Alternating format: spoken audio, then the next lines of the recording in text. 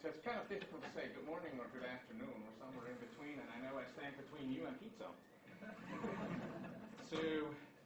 But I like to keep this somewhat interactive, so whenever you have questions, feel free to ask.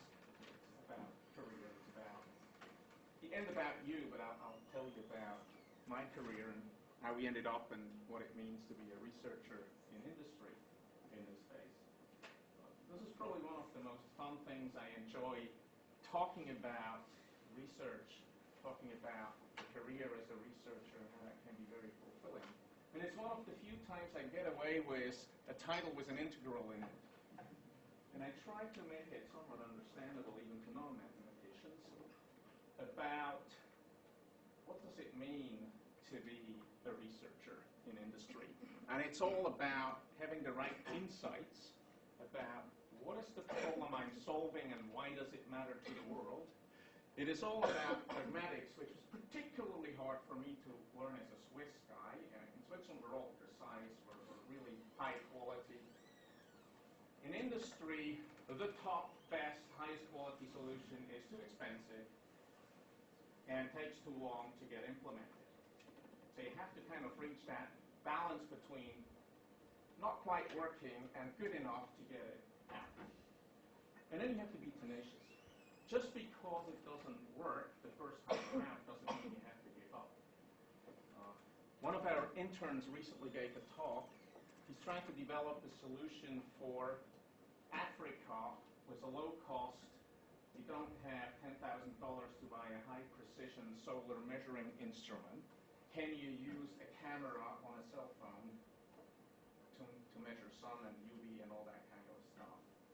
And 90% of his talk was, this didn't work, this didn't work, this didn't work, this didn't work. And then finally he found a way with blue tack and the fisheye lens to make it work. So that's about tenacity, and that's how you solve the problem. And this says I have a math degree, which is true. I studied mathematics when I started. Computer science didn't exist at the time.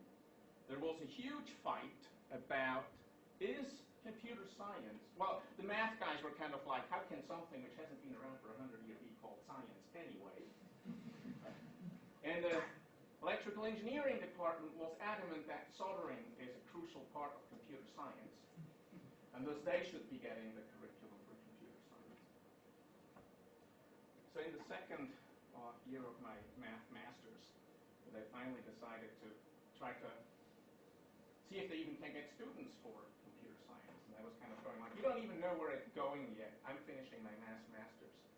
And then by the time I hit my master's, they had settled on that there's going to be a new computer science department, and it's neither EE nor math. It was its own department.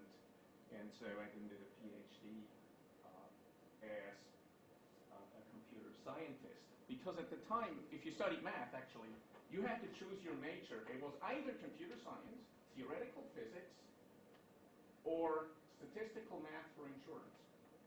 Those were the three majors in math. And then you had to have 12 minors. So that was how math was done at the time. The way I did my PhD was actually I joined IBM Research as a pre-doc.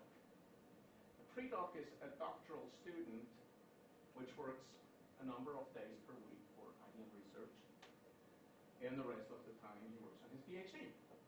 At the time, PhD was actually the cheapest education you could do. It cost 12 Swiss francs a semester to get the student ID. There were no classes, no courses, you just had to write your PhD. So I was working 3 days for IBM Research in Zurich, where we have a lab, and the other 2 days I actually spent writing my thesis.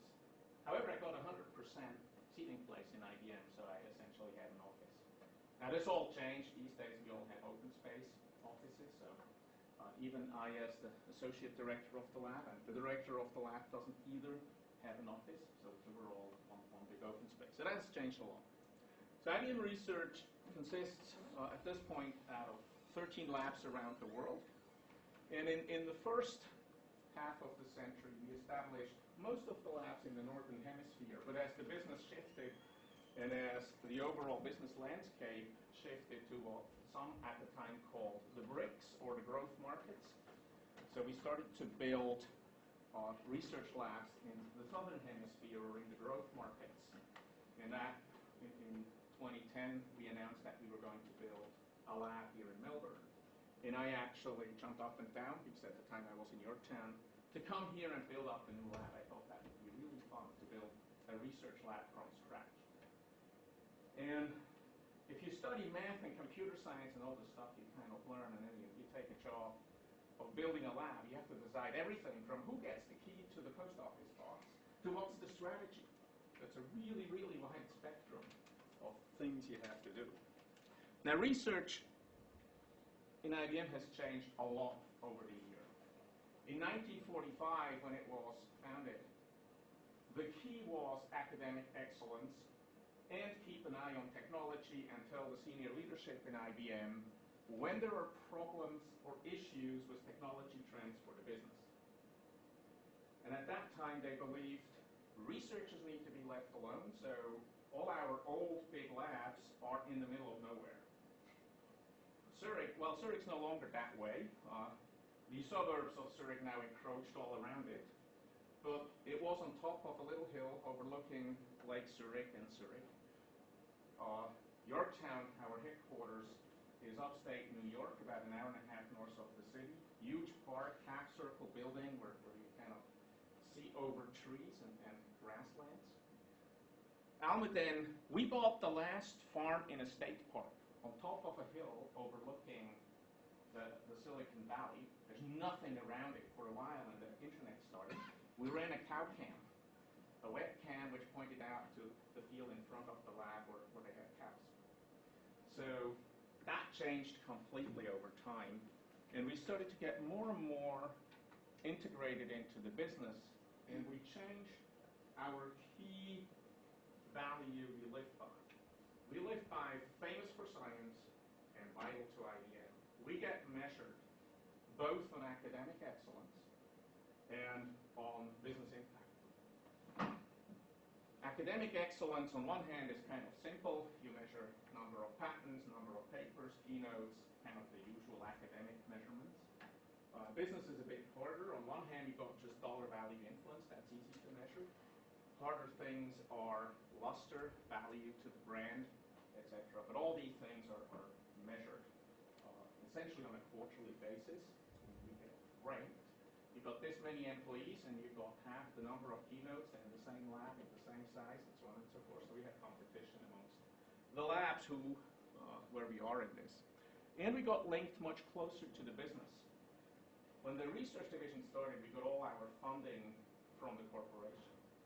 These days, we get about a third of our funding from the corporation directly as our base funding. We get about a third from working with other divisions in solving customer problems, and we get about a third directly from customer and government engagements. So this was probably the most painful change, but in academia you have a similar issue, right? And to get your money you have to write grants. We have to essentially write proposals and sell it to customers, governments, etc. So we have in some sense a very similar set of measurements and issues going on. And the influence changed over time.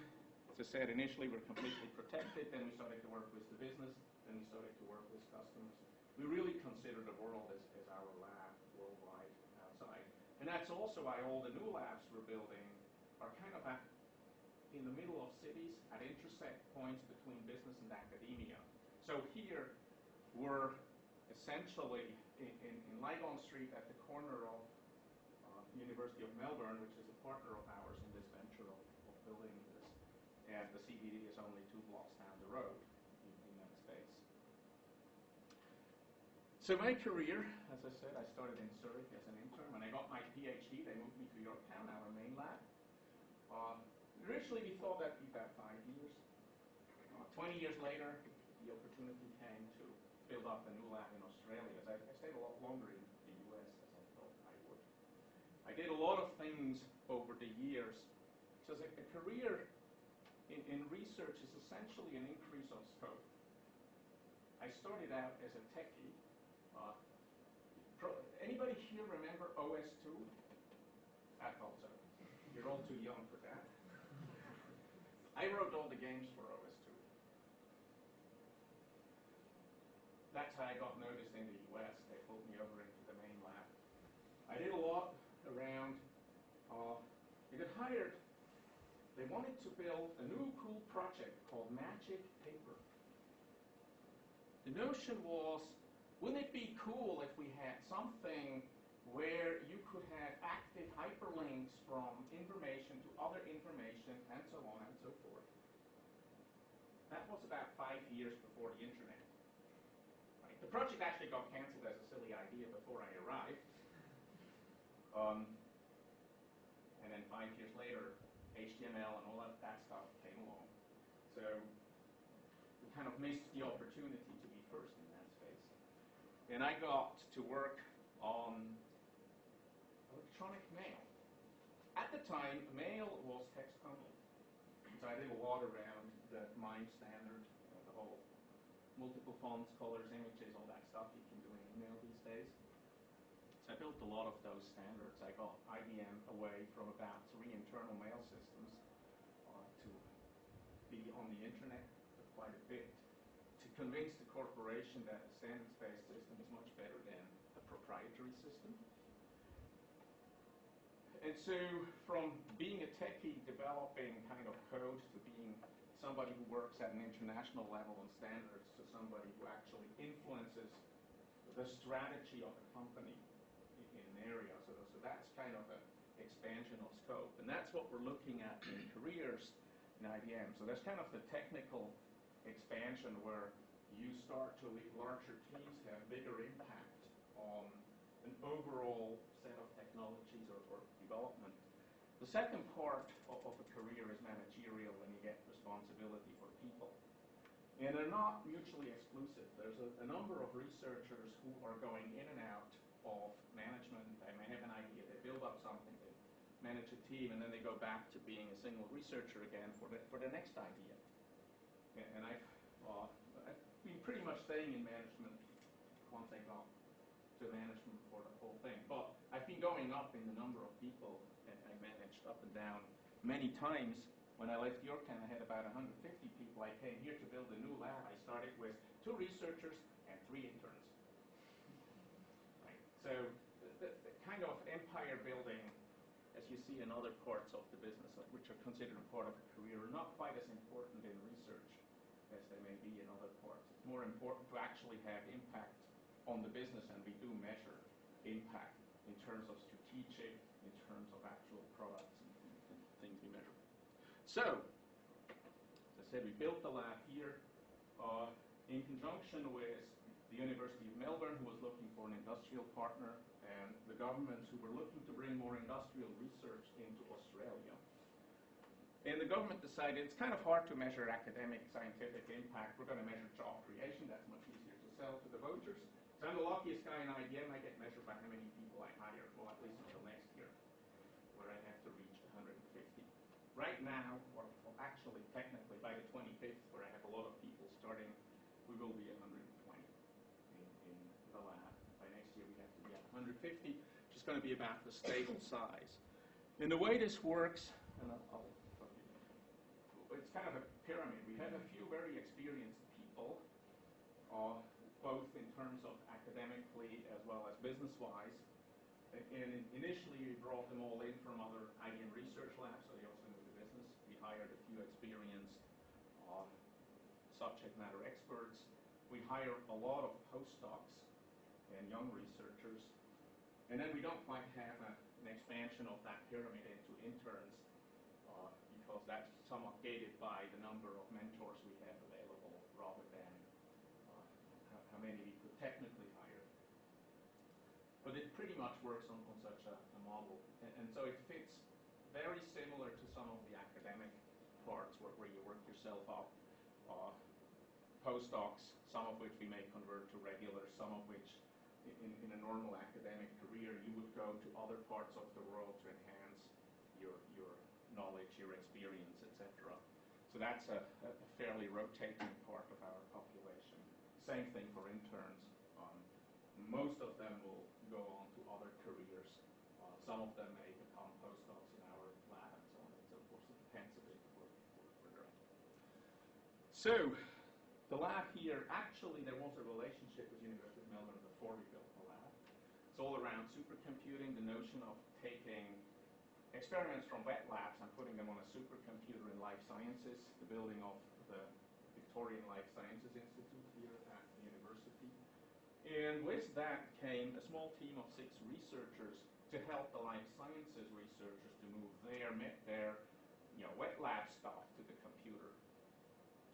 And then about a year later, we started and announced to build a lab. At the time, we were given the mission of the major scientific pressures in Australia, issues around emergency management. As you all know, Victoria, right? Lots of bushfires and occasional flood. If you go further north, the ratio changes. And then 50% of the economy is dependent on natural resources. So natural resource management was the second topic. And then the third one, unfortunately, like in many parts of the world, costs in healthcare are rising faster than population. So you can actually plot the crossover point when every tax dollar will be spent on healthcare. Victoria is particularly bad. The crossover point is 2037 versus a 2049 average for Australia. So if nothing is done, you will have no roads, no fire department, no police, no schools, just hospitals. Right? And obviously that's not doable. So you have to bring these costs somehow down. There's 2 options, right? Less service or more effectiveness. Now, less service is not going to get you reelected as a politician, so they're all pushing on more effectiveness. And there is still a lot of room of improvement in the health sector to get at this. It's probably the worst industry. The grocery stores, right? If you buy bananas in Coles or Woolworth, they don't have their own banana plantations and their own delivery system for them. There's actually a very streamlined supply system, very optimized. They have to run on somewhere between 2 and 5% profit. They can't afford to do this. Healthcare is completely different. It is the biggest cottage industry in the world. There is lots of one-off solutions. And so the politicians are now changing the rules and saying we're no longer paying for service, we're paying for outcomes. What does that mean? You have to all of a sudden, as a hospital, if you do 1,000 surgeries, you don't get 1,000x money. You're going to get measured how effective you were. If you got enough capacity to have 2,000 surgeries, and you still have a very long queue of waiting patients, guess what? You only use your capacity to 50%. Hence, you're only going to get paid for 500 surgeries, 50% of your money. So they have to start to get effective.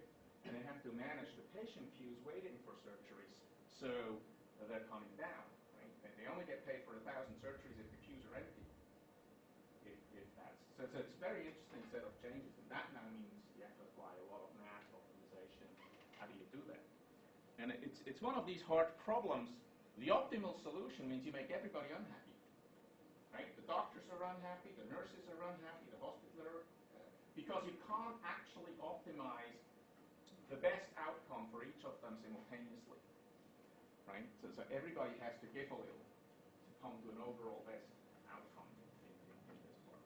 So it's a very, very difficult problem, not mathematically, but actually getting people to accept it. And as a researcher, this is probably the hardest part, because the university trains you to solve the academic problem, the hard math bit. I don't train you. How do you talk to the customer? How do you talk to all these constituents, which you then have to sell your solution to? How do you make it so they all understand in their words? And it's not your job, if you're doing operations research, to teach them operations math. It's your job to explain it in their words. And so part of the thing is, if you're thinking about a career in industrial research, it's not just the technical side you need to be good at.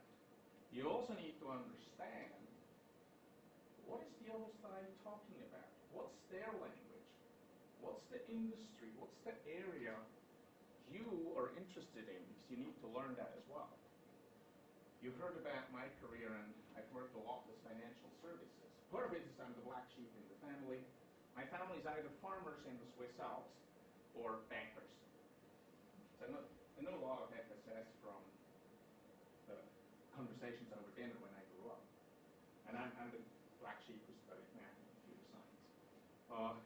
But then I got back into that job where they made me manage the relationship between IBM research and the financial services business. And that's a lot about understanding what is going on. Currently, I'm just looking through what are the pain points in financial services in Australia. Connect that out fairly simply for you. You all have probably heard about the scandals in financial advice and how all the banks are really in trouble. That's an opportunity.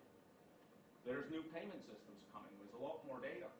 There's going to be a lot more possibilities of analytics on data. Banks in the first time will probably be at a similar level of data as the retail industry and can start to analyze trends and things which they can sell back to the retailers. Another opportunity.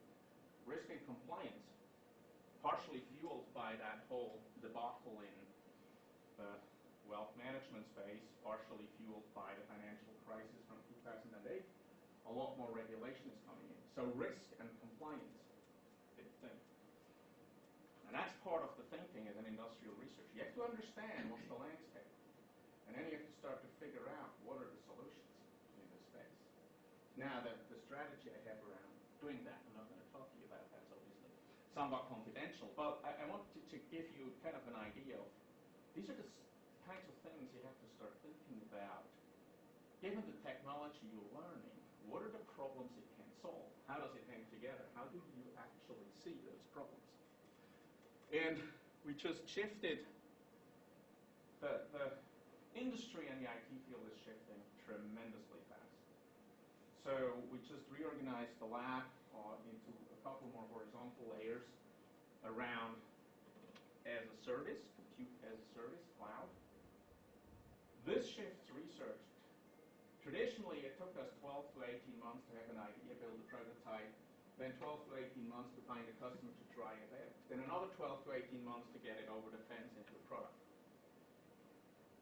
We're starting to build all of this directly as a service, so by the time we have an idea done and a first prototype, we can roll it out with the customers directly. We can start working. If it works, in theory, by magic of the cloud, it scales up and we can roll it out. That allows us to go much further out on the long tail of distribution, but it completely changes the business model. And it changes the business model of research because we now can iterate much, much faster in the marketplace. Not really going to go into many of the areas we work in. As I said, we have been mostly in healthcare. That's a big space. We have been looking at life sciences where we had a lot of results. We did a lot of modeling and optimizations around the space of natural resources. And then emergency management, we worked a lot with Victoria on shifting the equation of data is hard to collect and our lawyers tell us not to share, so we keep it to ourselves. So the police department wouldn't share with the fire department, wouldn't share with the emergency ambulance, etc., etc. And the fire commissioner, Craig Lapsley, changed that. Said, data is fundamentally owned by the community. You need an exception if you don't want to share. Like, well, maybe we don't want to share a list of highly explosive or flammable stuff and where exactly it's located in the city. Or, for privacy reason, a list of all the people in wheelchairs, which, as an emergency evacuation planner, you need to know because those require extra resources. But it's not necessarily that should be general knowledge. So that took a lot of work. And again, this is not something you learn as part of your degree. How do you deal with kind of the human side of things? I really don't want to share. Well, actually, it's advantageous if you share. And don't worry so much about the lawyers. That's another hard part. There is one big shift going on right now. We're calling that cognitive computing. For those of you who have done anything with computers, this hasn't been formulated as the basic law of computing, but it almost is. All computing as we know it today has input, some computational algorithm and an output. Everything relies on a one-on-one relationship between that input and output. Think about all the testing. If you change the algorithm, you go back, you take the pairs of input and output, and you see if the new algorithm still gets that right. All of the automatic regression testing is relying on that fact. There's this old joke, if you ask two experts for an opinion, you get three answers. When we started to build the machine who could win in Jeopardy, it actually all started with, we were winning the KDD Cup for many years, and at some point they told us it's not fun, IBM, why don't you stop competing and become the judge or organizer or something, and then we go, why would we do that? Nobody really knows about this. What would it take to actually be known in the world as being good at this question answering computer stuff? And so somehow we came to Jeopardy. The Jeopardy guys just laughed at it and said, yeah, well, if you want to play Jeopardy, you've got to do all these pre-tests, and here's the tree you have to climb before we even let you, for a test into the TV studio, let alone onto the show. So we crawled up that whole tree, but we fundamentally broke that one-on-one relationship. Essentially what we're doing is we find between 600 and 1,000 possible solutions to the problem. Then we go through all the evidence, we rank them, and we look at the top 3 to 5. For the game, we decided the top 3. That fundamentally changes the equation from input, algorithm, corpus of knowledge, ordered list of output. We think this is a new era of computing. The first one was all around tabulating machines. They could essentially sort and search. Then we're in the era, which you all know about, generally computable, programmable things. And cognitive computing is the next era. These eras typically last about 50 days. 50 years, sorry, 50 days, I wish. We're 3 years in. Right? So a lot of people don't really understand it. If you start to get into cognitive computing, you buy a baby. You have to train it. It has to learn before it is actually useful. So that's a completely different way of thinking about computing. And this will, there's years and years and years of research left into that space. It completely revitalized artificial intelligence. 5 years ago, you couldn't admit you were in artificial intelligence. Now you can talk about it, but it was that fundamental breaking of equation, that one-on-one relationship, which made that field move forward. So, a bit about career. In university, we're all trained. The moment you hear a problem, we start slicing and dicing and thinking about how to solve this. Well, actually, that was my generation. Your generation grew up with the internet, the social networking. So your first instinct is actually what I had to learn. Ask the social network if somebody knows the solution. Right? So that was my first really, really hard lesson to learn. You don't start solving the problem. You first look at if somebody else has already solved it. So that may be an easier lesson for you to learn than it was for me. So my education was all in math. Yeah. On the left, that's kind of how the lectures looked like. But it's not how problems in the real world really are formulated. And one of the interesting things, whereas in academia, you get hammered on the proofs. You've got to have the proof. You've got to. If you're solving an industry problem, they actually trust you that you know your stuff. You've got a shiny degree. You've proven that you can do the proof. Right? So they come with that amount of trust. So now you have to work on the pragmatics of the solution.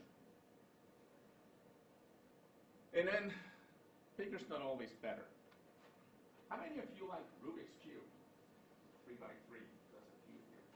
That was invented when I still was studying like you, and we had algebra lectures about the algebra of the Rubik's Cube. In the puzzle community, they're called twisties. And there's a race going on. There was the 3 by 3, then the 4 by 4, 5 by 5, 6 by 6. Something interesting is happening at the 6 by 6. You can no longer connect. going from 6 by 6 to 7, you can no longer connect the corners to the center. So the basic mechanism of having that cross in the middle doesn't work anymore. You have to get more clever on how you do that. I heard a talk at a puzzle conference from the guy who invented the 6 by 6 and how much money he lost because the molds are so expensive.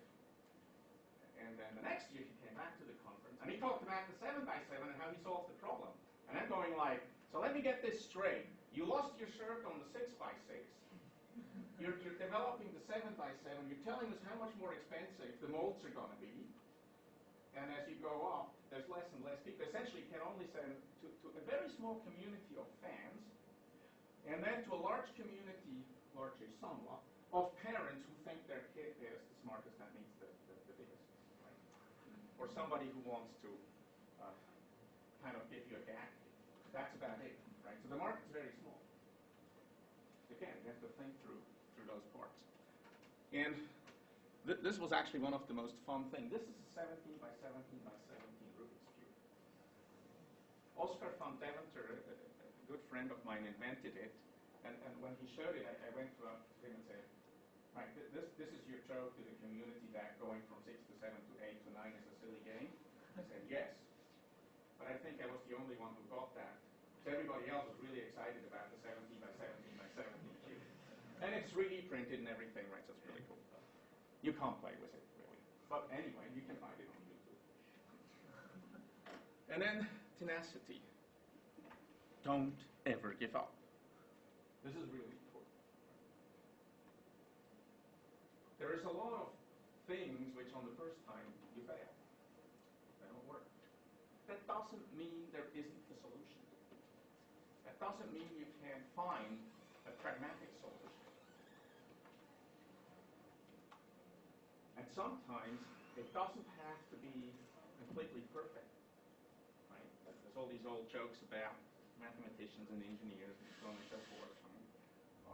They get an engineer, a physicist, and a mathematician in a room for a test. The test is 1 plus 1. The engineer comes out after 5 minutes and says, it's 2. The physicist comes out after an hour and says it's 1.9999999. And the mathematician comes out after 4 hours and says, it's doable. That's proof. So, sometimes it's just okay to be an engineer. Just get it done. Close enough that it actually works, that it makes a difference in the world. So, what do we do here in Melbourne? Job-wise, what are your opportunities? So we have interns.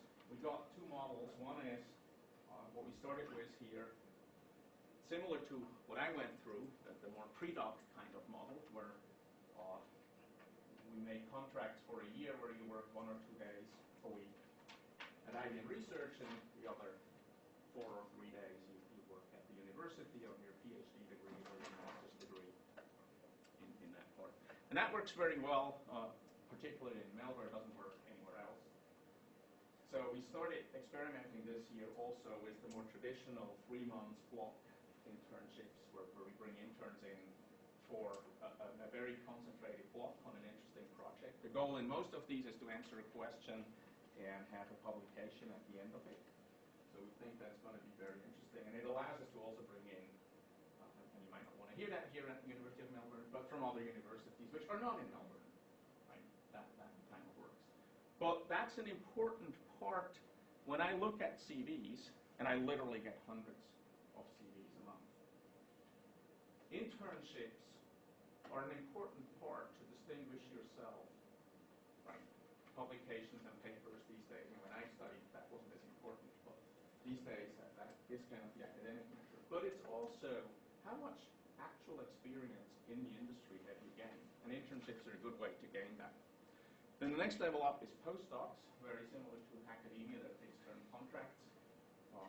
They're somewhere between 2 and 4 years. We're trying to stay with kind of what the academic market landscape is in that space. And then beyond that is research staff members. They're typically in the 5-ish plus years of experience.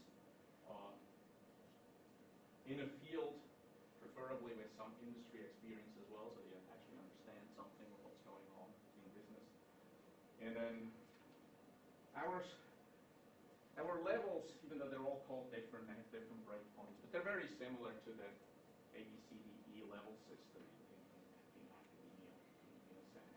Our bands are just wider than they are in academia, and a little more fluffy, but other than that, it's very, very similar. And if you look at the minimal academic qualifications you need to move between levels, they're not that far different.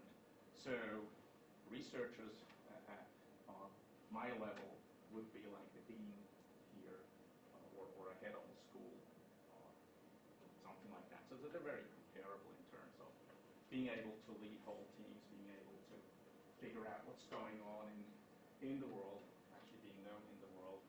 And yes, I got one of the weirdest ever being known in the world things, that the research student didn't know how to deal with a non-academic honor like one of the 100 most important Yuppie-doos in finance. That was kind of an unheard of thing before, that you would get that in research. Okay, so I've talked a lot. You guys have any questions? Holding very quietly. Listening. Yes. I'm wondering if there is any vacancies right now, for example, if I'm finishing my PhD, if any vacancies, or what is the best time to apply for your vacant positions? Yeah. On one hand, I got milestones from the government where I get measured end of May and end of September. So right now we're just done with the hiring for May part, and we just started with hiring for September. So it's almost any time that we have, and we will have a number of vacancies around internships, or if you're just finishing a PhD, we have vacancies around postdocs. We are mostly looking for skills around math, modeling. We do a lot of analytics. We're looking for skills around deep learning, analytics, the kind of understanding data, predicting forward. We have efforts around basic machine learning. We have efforts around image analytics. We have effort around more statistical analytics of data. We have efforts around disaster management, planning, decision making kinds of questions. Then in the cognitive computing space, a lot around the basics of how do you find the consequences of decisions. So how do we take all this unstructured data and point out what are the questions, what are the answers to questions either in the medical field around what's the best treatment, what's known in this space, in the emergency field about evacuation planning. We're starting to get into more financial models, insurance kinds of questions, business kinds of questions, and then the whole operational space. How do you best organize your hospital, your mine, all those kinds of questions. Okay. About the interviews,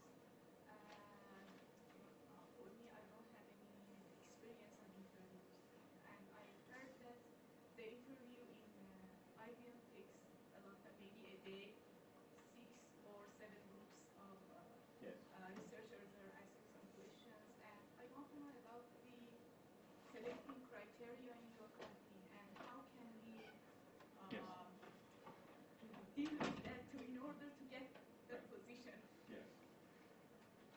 So here's the good news. We use a somewhat shortened process from what we use in Yorktown, where we had a 2-day interview. So we use a 1-day format. It starts off with a presentation, where we look at your presentation skills. Unfortunately, one of the things you don't learn in academia, assess your audience. They will not be from your field, typically. So have a good description of your problem. Talk about how you solved it. You don't necessarily need to deliver the whole proof and everything. But can you crisply describe what you're doing, essentially, is the key part, to somebody who hasn't studied your field. Then the interviews themselves, and that depends a bit on what your skills are. If you're more a software engineer, we may line it up more with software engineers. If it's more mathematical skills, we may line it up more with modelers. We're looking at how good are you at problem solving, thinking on your feet, etc. we've already pre-tested in a certain sense your qualification through studying the CVs and so on and so forth. Just to give you an idea for this high layering milestone, for postdocs alone, I got 320 CVs through our public job offering. I got 80 CVs sent directly, so that's 400. We cut this down just from CV point of view to 60, of which we most interviewed and hired about 12. So yes, it's a large process. I actually do have a bit of advice for this. So I've got to read hundreds of CVs. Your CV has to be really well structured. Somebody applied who knew somebody in research and asked me, why did they get rejected? I looked at the CV and I said, it's obvious, doesn't have a PhD. Then it niggled at me and said, let me search. And so I typed PhD in the search box. And somewhere in the middle of the CV, as one of the experience of a project they worked on, there was this little phrase in small print, smaller than the rest of the CV, which said, and here I apply the learnings from my PhD. Right? That didn't even make it to me, that CV. That got scanned out by HR because the job said you have to have a PhD. So actually having a well-structured CV where in one block it says education, and it talks about just the degrees and years and dates you have. So you can at a glance see it. In another section you may talk about experience, where you talk about the actual work you've done with the PhD. This is a really silly game in a sense. You'd think you can write everything down only once. No, you don't have to. Actually, I should be able, when I glance at your CV, to get a feel of you on every page, so to speak. So you can have a section of experience where you talk about the work of your PhD, and you repeat the PhD in your academic section. I shouldn't need to go hunt for it. Right? The other part, which is often helpful, is have a bit of a, what's driving you? What do you want to do? What's the problem which interests you? What are you looking for? Because there's nothing worse than, you're great at math, we're looking for somebody great at math, we hired you, then it turns out we thought you were working or interested in emergency management, but actually you're interested in mechanical engineering. Right? That makes for an unhappy outcome. So actually understanding what drives you is an important part of this. And it's a chance for you to think about what it is you want to work on. It may also be that we're not the right place for you because we don't have something in space you want to work on. So that's and then the other part is sometimes the interview process of a day may seem long to you, but we actually got to process hundreds of CVs and work through them. So that can take quite a bit of time as that goes through. So if you don't hear back from us within 2 days, sometimes it takes 2 or 3 weeks before we actually get around to even answer in that space. And then this is my personal pet peeve. As I get older, I have more and more hard time reading small print. And compared to customary wisdom, which claims a Times Roman font is the best for readability, that's all bullshit. I can read sans serif fonts about 10 times faster. I can absorb whole pages at a glance if they're sans serif. So if somebody of my researchers gives me a paper to read and it's not sans serif, I might not read it because it's just too painful.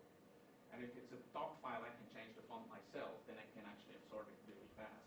And I can read it on small devices when we're all running around these days with something this size. Serif fonts really do badly on this. Right? This may be the epitome of the newspaper, but it doesn't make for fast readability. So that's another question, right? Because we literally often only have 30 seconds to look at these things and make a yay nay decision. Does this go to the next step or not? This is actually what happens, right? I get a lot of CVs. I look at them. Within 30 seconds, I try to decide, is that a skill we need? And who in the lab should actually look at it? Right? So that's like filter number 2. Filter number 1 is getting through our HR department. And that's where, again, if we're looking for a PhD, it should be obvious from your CV that you do have a PhD. And then at the interview day itself, yourself. At that point, we're really looking more for your way of thinking, your engagement, rather than deep technical knowledge. So that we kind of looked at before. I have a question. Thank you for your presentation. So I wanted to understand what's the main focus, if there's one for IBM research, between publication and innovation. And when you're working for IBM research, is there a drive towards either of them as a PhD? So is the day-to-day a focus towards innovation, meaning that less time on publication, or is it both, or what is required? It's about 50-50. So we're not counting publication quantity as much as quality. I much rather see somebody have an innovation, cool hypothesis, try it out, test it in the market, and then write a paper from A to Z, then writing, I got a cool idea, and then a second paper, and the ideally is the following hypothesis, and then a third paper of, and here we have an idea to solve it, and then a fifth paper, and here's another idea how to solve it, and then maybe in your 10th paper you've actually tried something, right? So we're trying to focus more on a somewhat more holistic front to end part. At the beginning, when we opened the lab, I think the coolest PhD thesis in Australia was, how can I improve the scheduling algorithm on VMs in cloud computing? And almost any candidate who came by couldn't answer the question, how much does your algorithm eat up of the overall time? Right? So you got this cool algorithm which improves it by 3%.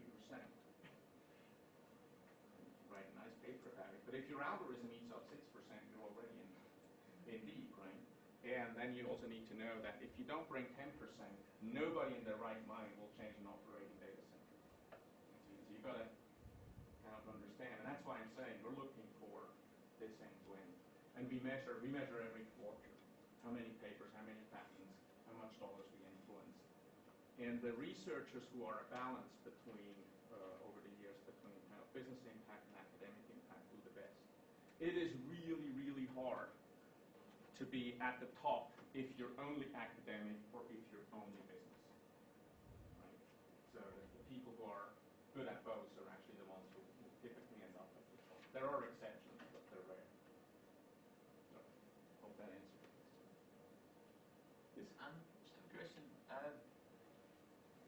How relevant do you think your PhD topic was to, I guess, like your success? Yeah.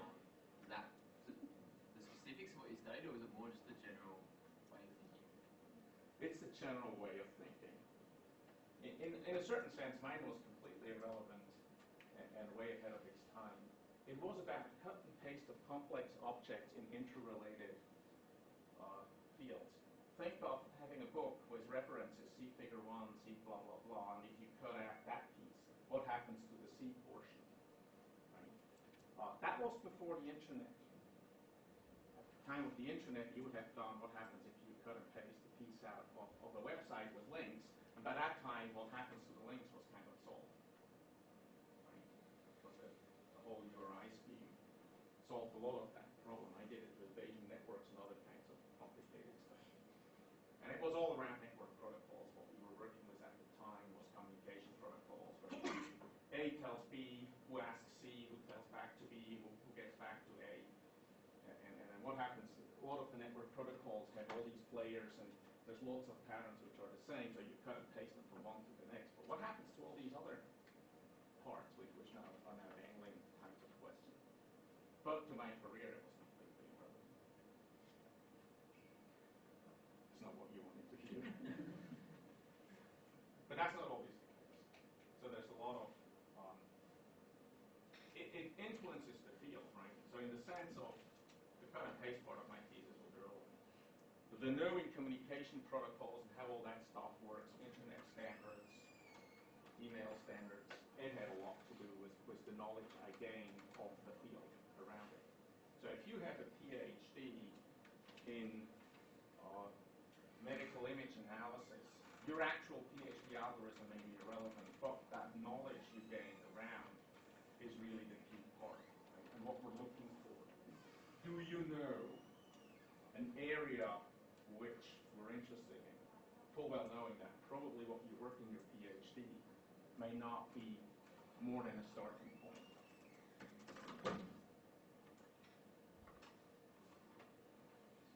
I hope that answers your question.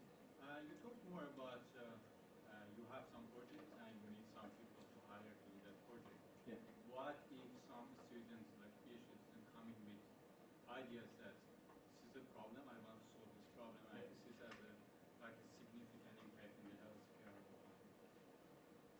So, if it fits to one of the strategic areas we work in, then yes, that may be an option. If it doesn't fit, then that wouldn't be a good match. But you lose nothing in asking. Right? So if you don't ask, the answer is no. If you ask, the worst case is the answer is no. But you got an upside of the answer may be yes.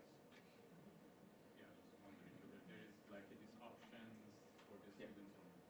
Right. Is there any particular machine language one need to learn in order to apply for, even after PhD, particular machine language? If someone is working on big data or something, they need to know Python to create a system. No, I think kind of whatever's the standard of the time is fine. This will shift in 5-6 years anyway. Is my experience. Learned a lot of languages over the years. I know languages that you probably never heard of, like RPG.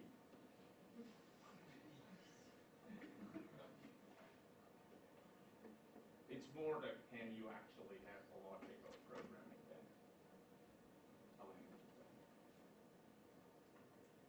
You said that you had a hiring point till 2016. Yes. What happened after that?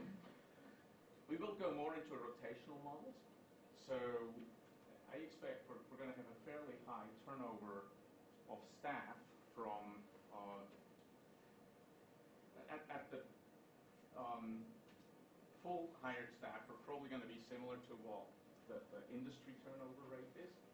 At the postdoc level, there's going to be a higher turnover rate because they typically would seek, or a lot of them will seek then a secondary position in another part of the world as part of their overall academic career. So I expect we're going to have to hire something in the order of 20 or so people every year. And then interns, that's probably another 15 or so a year. So that's still going to be, so the people in my lab who are tired of interviewing don't understand yet that will never stop. we will always be hiring. For the internship, there should be students, like PhD students, or they can get the PhD degree, but they said, okay, I just want to do the internship. I don't want a postdoc position, but I want to like do an internship for like 3 months. Yeah, so there's a number of interns who didn't move on to be a postdoc, or moved on to be a postdoc somewhere else in the world because they wanted to experience something else. So that's perfectly feasible. Now we don't expect that most of the interns will. We don't expect that that's like cascade, which is what I.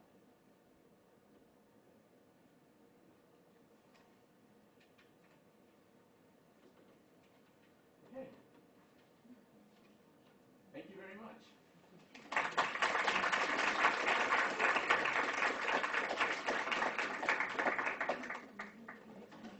Thank you very much for the wonderful session with so many insightful ideas and sharing your experience to your doctorate. We got a gift from our club. Oh, thank you. Thank you very much, and we look forward to seeing you. We have a small pizza lunch ready for you, so please enjoy after the session. And if you have any further questions, you can catch